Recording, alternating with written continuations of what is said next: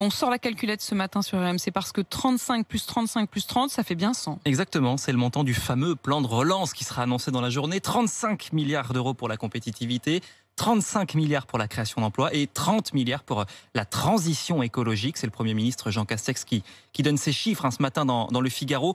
Bonjour Victor Joannin. Bonjour. On se demande quand même qui va payer. Alors l'Europe en partie, sur les 100 milliards d'euros, 40 milliards seront financés par des fonds européens. La France ira chercher le reste sur les marchés financiers où les conditions sont favorables puisqu'elle emprunte à des taux très bas, voire négatifs. La dette publique risque de dépasser les 120% du PIB. Mais face à la gravité de la situation, Bruxelles a assoupli ses règles de rigueur budgétaire. Alors j'ai une question peut-être bête, mais cette dette, va bien falloir la rembourser. Oui, mais plus tard. Bruno Le Maire l'assume, c'est le temps de la dépense publique. Le rétablissement des finances viendra après, principalement grâce au retour de la croissance, espère le ministre de l'économie, car qui dit croissance dit rentrée fiscale dans les caisses de l'État. Mais la priorité, c'est de créer un climat propice au redémarrage de l'économie. Voilà pourquoi les impôts n'augmenteront pas dans un premier temps. Jean Castex le garantit ce matin.